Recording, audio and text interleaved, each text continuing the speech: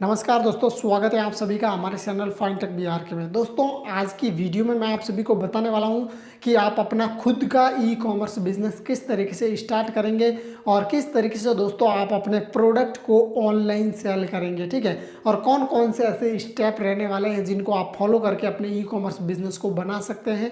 अगर आपको बिल्कुल भी नहीं पता है कि एक ई कॉमर्स बिजनेस को स्टार्ट करने के लिए कौन कौन सी चीज़ों की ज़रूरत पड़ती है, किस तरीके से ई कॉमर्स बिजनेस को बिल्ड किया जाता है और किस तरीके से पेमेंट गेटवे और जितनी कुरियर कंपनियां वगैरह होती हैं उनको किस तरीके से हम ऐड करते हैं, तो आज की वीडियो आप सभी के लिए बना रहा हूं और इस वीडियो में आपको क्लियर कट बताने वाला हूं। ठीक है, और बहुत सारे लोग तो दोस्तों कुरियर जितने भी ये फ्लिपकार्ट अमेजोन इन पे सेल करके दोस्तों तंग आ चुके, क्योंकि यहाँ पर कमीशन रेट 30% तक भी होती है, कहीं पर 40-50% तक भी कमीशन रेट होती है। ठीक है, तो इतनी कमीशन रेट वो नहीं देना चाहते हैं, वो खुद का ई कॉमर्स बिजनेस बिल्ड करना चाहते हैं।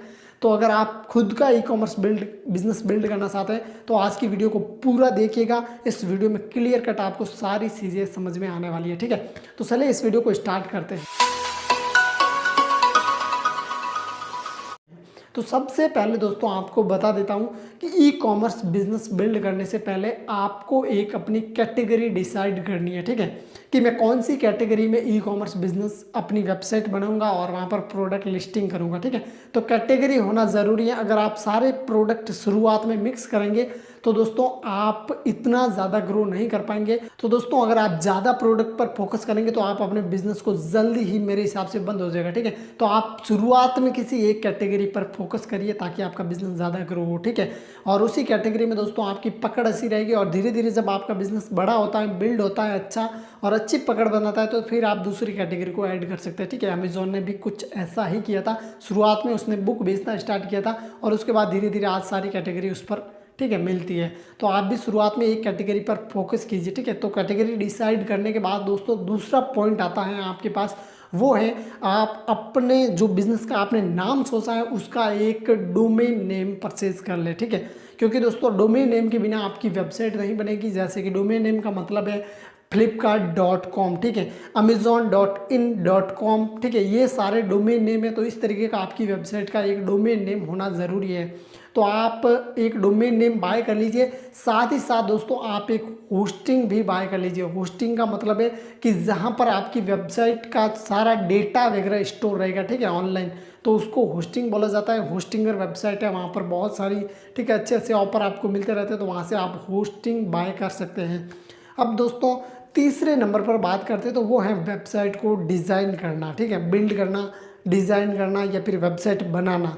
तो उसके लिए दोस्तों आपके पास दो ऑप्शन रहते हैं। पहला है थर्ड पार्टी एप्लीकेशन। ठीक है, कोई भी बहुत सारी कंपनियां हैं थर्ड पार्टी कंपनियां, उनके थ्रू आप करवा सकते हैं। थर्ड पार्टी कंपनियों के थ्रू जैसे शॉपिफाई हो गया, ठीक है, इंस्टामॉज हो गया, रूजर पे, इन सभी पे ये क्या करती है, पहले से इनके पास दोस्तों स्टोर क्रिएट होते हैं, आपको डेमो के तौर पे दिखा दिए जाते हैं। और जैसे ही आप वहाँ पर कुछ पेमेंट वगैरह, ठीक है, इनकी मंथली कुछ सब्सक्रिप्शन होती है, आप देते हैं, तो दोस्तों वो आपको सेम उसी तरीके की आपके नाम की वेबसाइट बना के आपको दे देते हैं। ठीक है, और साथ ही साथ उनका पूरा डेवलपर सपोर्ट भी आपके साथ रहता है। कुछ भी प्रॉब्लम आती है वो आपकी चीज़ों की हेल्प करते हैं। ठीक है, वेबसाइट में अगर कोई प्रॉब्लम आ रही है तो हेल्प करते हैं।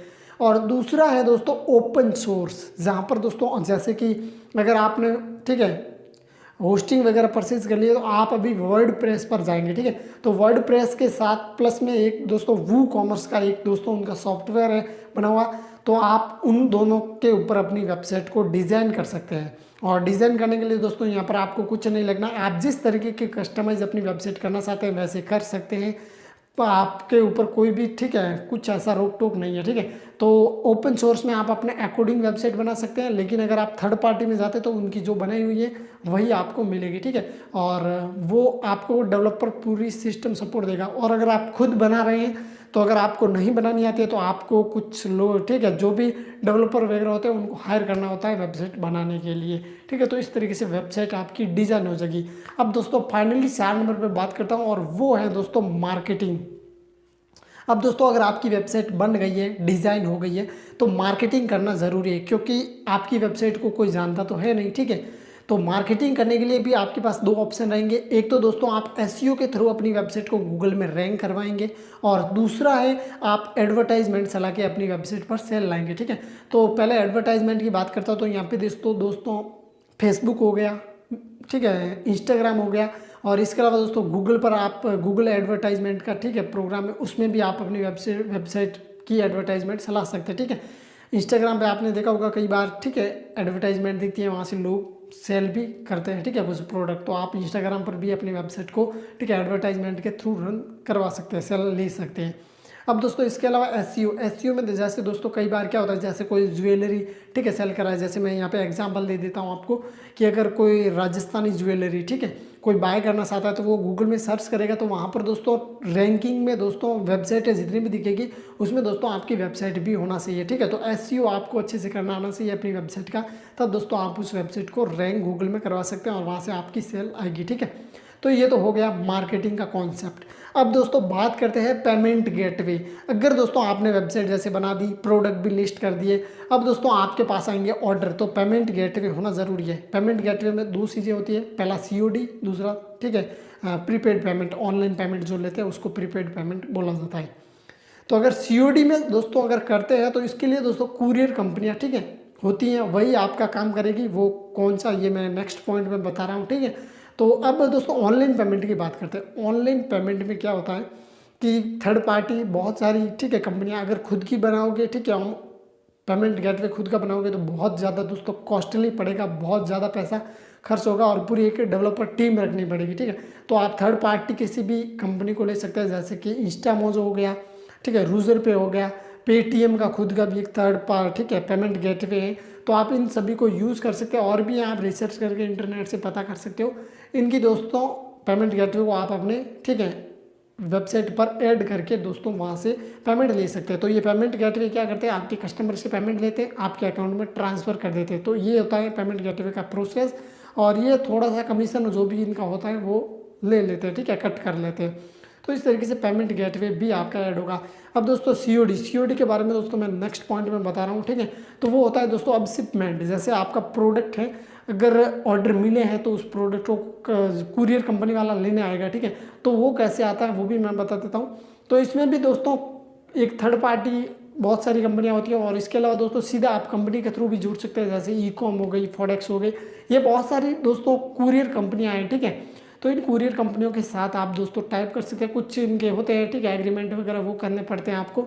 उसके बाद दोस्तों ये कुरियर कंपनियां आपको दोस्तों आपके प्रोडक्ट को ऑल ओवर इंडिया में कहीं पर भी दोस्तों, ठीक है, डिलीवर करेगी, आपसे कुरियर, ठीक है, पिकअप करेगी, और इस तरीके से दोस्तों ये करेगी। अब दोस्तों अगर आपने सीओडी में लगाया, ठीक है, किसी कस्टमर ने सीओडी में ऑर्डर लगाया, तो यही कंपनियां क्या करेगी, जैसे मैं बताया ई-कॉम हो गई, फॉडेक्स हो गई, ये सारी जितनी भी कंपनियां हैं वो कंपनियां क्या करेगी, आपके कस्टमर से पेमेंट लेगी, ठीक है, सीओडी में, और वो 7 से 10 दिन का इनका प्रोसेस होता है। उसके बाद वो पेमेंट ये कंपनियां आपके अकाउंट में भेज देती है। ठीक है, तो इस तरीके से दोस्तों सीओडी में काम होता है। तो आप इस तरीके से दोस्तों अपनी ई-कॉमर्स वेबसाइट बनाकर दोस्तों मार्केट में लॉन्च कर सकते हैं। ठीक है, और अच्छी खासी इनकम भी कर सकते हैं। तो आई होप आपको इस वीडियो में बहुत कुछ समझने को मिला होगा। तो वीडियो कैसी लगी हमें कमेंट करके बताना, और कोई भी अगर सवाल जवाब है तो आप मुझे इंस्टाग्राम पर फॉलो कर सकते हैं, लिंक डिस्क्रिप्शन में है, या फिर कमेंट भी कर सकते हैं, मैं रिप्लाई ज़रूर करने की कोशिश करूँगा। तो बस आज के वीडियो में इतना ही, मिलेंगे अगली वीडियो में, तब तक ले जय हिंद, वंदे।